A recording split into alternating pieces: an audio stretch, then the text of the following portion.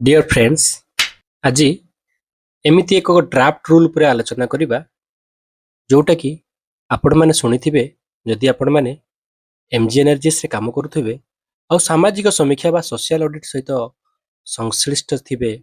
निश्चित भाव में जानी शुणी थे audit of scheme rule 2011 MG NREGS आसला जहाद्वारा सामाजिक समीक्षा केमिति हम कौ नियम से रहिबो पुंखानुपुंख भाव में आलोचना करा जायतिला।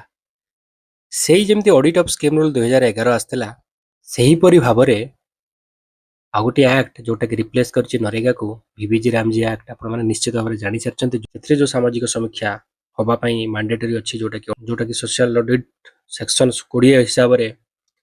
ताको गोटे फ्रेम बा डिजाइन करा जायछि ए रूल को जोटा कि आह्वान करा जाउछि कि 30 दिन भितर जदि आपण मानकर किछि सजेशन थिबो आपण माने दया करी नोटिफिकेशन जो बाहरला से एड्रेस रे अच्छे जो एड्रेस टा आपण देखि परिबे आ तथापि मु कहि दउछि से एड्रेस रे आपण मान सजेशन दे परिबे जोटा कि एमएस दीक्षा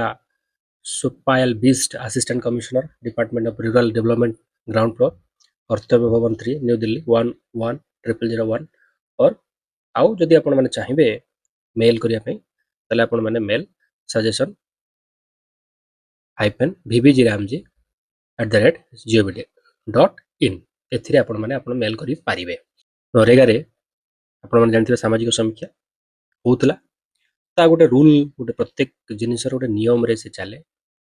जोटा कि ऑडिट ऑफ स्कीम रूल 2011 हेतला नरेगा पाई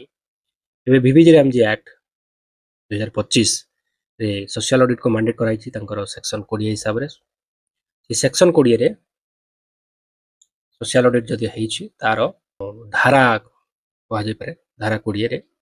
सोशल ऑडिट को मैंडेट करा जायछि सामाजिक समीक्षा हबो प्रत्येक ग्राम पंचायत रे हबो सेटा को रूल रे हबो को नियम रे हबो से विषय में आलोचना करिबा ओडिया रे ताले चलंतु जानिबा ऑडिट ऑफ स्कीम रूल 2026 कोन प्रथमे आपण देखि पारथबे ड्राफ्ट रूल रे दिया आइछि शॉर्ट टाइटल एंड कमेंसमेंट एथरे कोन अछि ऑडिट ऑफ स्कीम रे सोशल ऑडिट को इंक्लूड करा जायछि बा जो ऑडिट ऑफ स्कीम्स योजना रो समीक्षा रे सोशल ऑडिट को इंक्लूड करा जायछि जोटा कि नरेगा रे भी थिला एथरे कोन अछि हम देखि परबा प्रथम फर्स्ट पॉइंट हला शॉर्ट टाइटल एंड एंटरटेनमेंट तारो बीबीजी रामजी एक्ट विषय आपण देखि परिबे एटा केबेटू हबो date of their publication in the official एटा जेबेटू पब्लिकेशन हबो सेबेटू ए जिंस चालू हबो तापरे रहला डेफिनेशन रे आपण माने देखि परिबे act of 2005 means Mahatma Gandhi national rural एथरे से जो वर्ड गुडा मझे मझे जो लागू थो से गोटे ता मीनिंग कोन सेथरे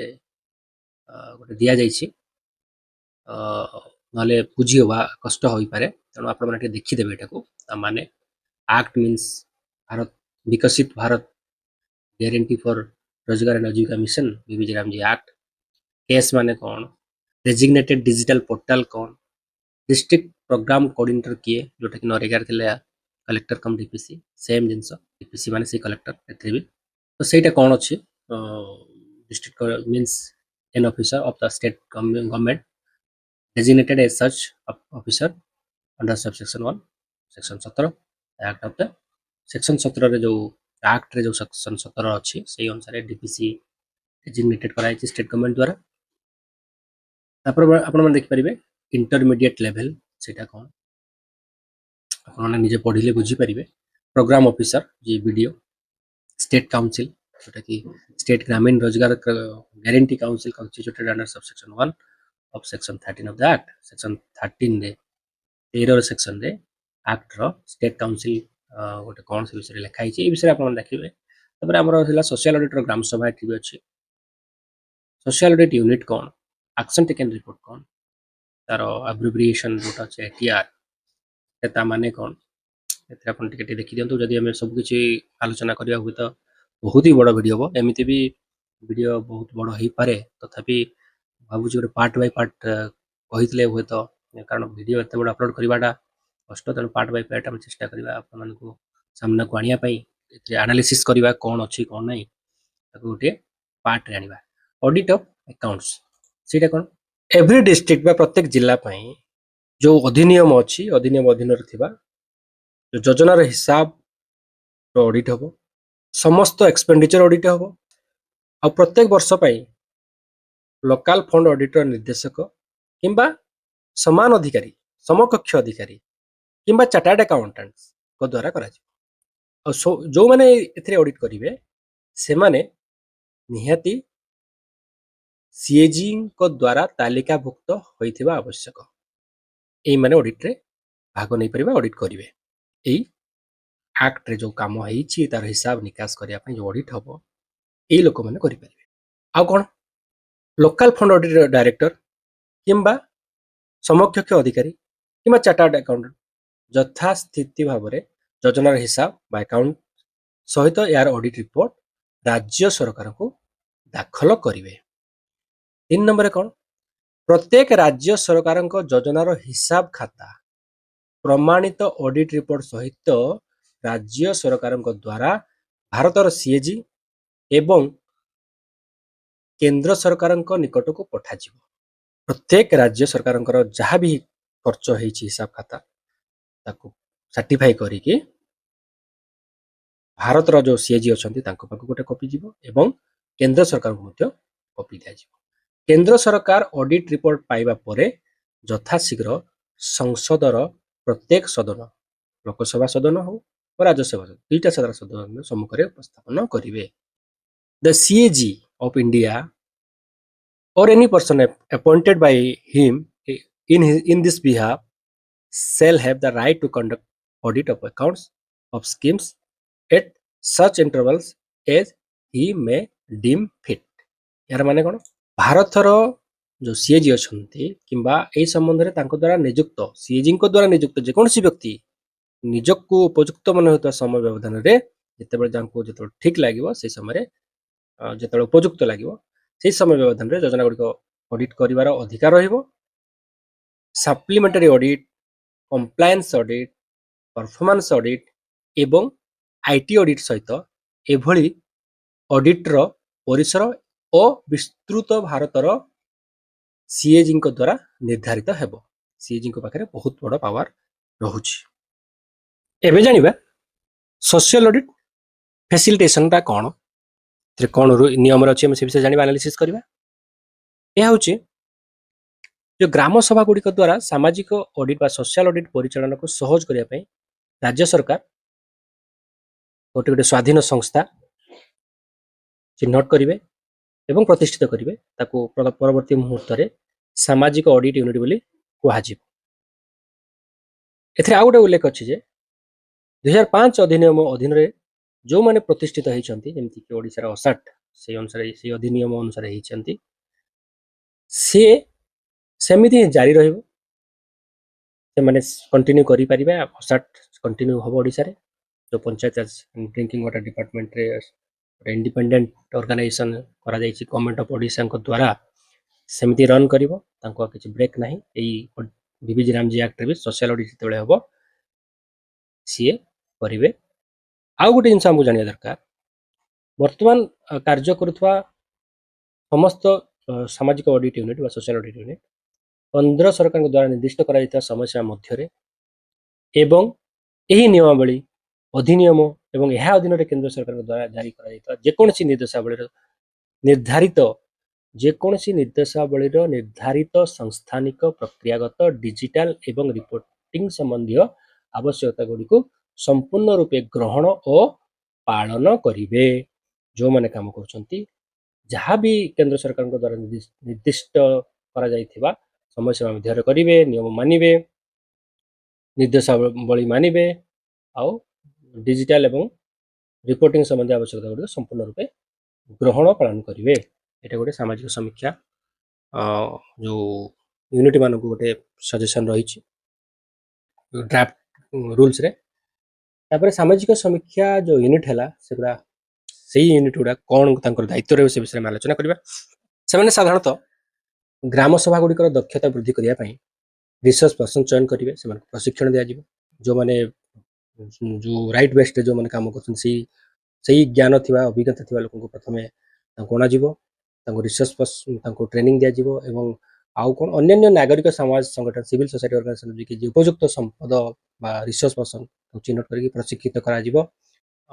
ବ୍ଲକ ଜିଲ୍ଲା ରାଜ୍ୟ ସ୍ତରରେ ନିୟୋଜିତ କରା ଯାହା ଅଡିଟିଂ ଷ୍ଟାଣ୍ଡାର୍ଡସ୍ ଥିବ ଯାହା ନିର୍ଦ୍ଦେଶାବଳୀ ସାମଗ୍ରିକ ପରିସର ମଧ୍ୟରେ ରହିବ, ସେଠୁ କିଛି ଅଧିକା ଡେଭିଏଟ୍ ହେବ ନାହିଁ। ନେକ୍ସଟ କ'ଣ, ସୋସିଆଲ ଅଡିଟର ଭାବରେ ସ୍ଥାନୀୟ ଲୋକକୁ ଚିହ୍ନଟ କରାଯିବ, ଲୋକାଲ ଲୋକଙ୍କୁ କରାଯିବ, କିନ୍ତୁ ପ୍ରଶିକ୍ଷଣ କରାଯିବ। କିନ୍ତୁ ଏଠି ଗୋଟେ ଜିନିଷ ଅଛି କ'ଣ, ସେ ସେଇ ପଞ୍ଚାୟତ ଗ୍ରାମ ପଞ୍ଚାୟତର ହେଇନଥିବ, ବାହାରୁ ଆଣିଯିବ, ସେ ଗ୍ରାମ ପଞ୍ଚାୟତ ବାହାରୁ ଅଣାଯିବ, ତାଙ୍କୁ ଟ୍ରେନିଂ ଦିଆଯିବ। ଟ୍ରେନିଂ ଦେଲା ପରେ ସିଏ ସେଇ ଅଡିଟ୍ ଫେସିଲିଟେଟ୍ କରିବା ପାଇଁ ସେ ଯୋଗ୍ୟ ବିବେଚିତ ହେବେ। ଏଥିରେ ଆଉ ଗୋଟେ ଜିନିଷଟା କ'ଣ, ଯେଉଁ ST SC ଅଛନ୍ତି ଆମର କାଟାଗୋରୀ ଅନୁସୂଚିତ ଜାତି ଅନୁସୂଚିତ ଜନଜାତି, ସେଇମାନଙ୍କ ମଧ୍ୟରୁ 25% ଯେଉଁ ମିନିମମ୍ ତାଙ୍କୁ ଚୟନ କରାଯିବ ଏବଂ ଆଉ ଯେଉଁ 75% ହେଲେ ସେ ଜେନେରାଲ ଲୋକଙ୍କ ପାଖରୁ ଆସିପାରିବେ। ଆଉ ସେମାନଙ୍କୁ ଯେଉଁ ପାରିଶ୍ରମିକ ଦିଆଯିବ, ଯେଉଁ ଆକ୍ଟରେ ଯେତିକି କୁଶଳ ଶ୍ରମିକ ଯେଉଁ ରାଶି ଥିବ ପାରିଶ୍ରମିକ ରାଶି, ସେଇଥିରୁ କମ୍ ହେବା କଥା ନୁହଁ, ସେତିକି ମିନିମମ୍ ତାଙ୍କୁ ଗୋଟେ ଅନରାରିୟମ୍ ପ୍ରଦାନ କରାଯିବ। ଯେଉଁ ସାମାଜିକ ସମୀକ୍ଷା ହେବ, ଯେଉଁ ପ୍ରକ୍ରିୟା ଗୁଡ଼ା ହେବ, ପ୍ରୋସେସ୍ ହେବ, ତାର auditing format, reporting format, resource material, direction ଯେଉଁ ନିର୍ଦ୍ଦେଶାବଳୀ ଏବଂ ଅନ୍ୟାନ୍ୟ ମାନୁଆଲ ପ୍ରସ୍ତୁତ କରିବେ କିଏ, ସୋସିଆଲ ଅଡିଟ୍ ୟୁନିଟ୍। ନେକ୍ସଟ କ'ଣ, ଏଇ ଯେଉଁ ଆକ୍ଟ ଅଧୀନରେ ଥିବା ଶ୍ରମିକମାନଙ୍କର ଅଧିକାର ଏବଂ ଆଇନଗତ ଗ୍ୟାରେଣ୍ଟି ବିଷୟରେ ସେମାନଙ୍କ ମଧ୍ୟରେ ଆୱାରନେସ୍ କରିବ ଏଇ social audit unit. Primary stake holder ବା ପ୍ରାଥମିକ ଅଂଶୀଦାର ଏବଂ କାର୍ଯ୍ୟସ୍ଥଳ ଗୁଡ଼ିକ ସହିତ ରେକର୍ଡପତ୍ର ଯାଞ୍ଚ ପ୍ରକ୍ରିୟାକୁ ସହଜ କରିବା ପାଇଁ ଯାହା ଯାହା ଆବଶ୍ୟକ ପଦକ୍ଷେପ ନେବା ପାଇଁ ସାମାଜିକ ସମୀକ୍ଷା ୟୁନିଟ୍ ଦାୟୀ,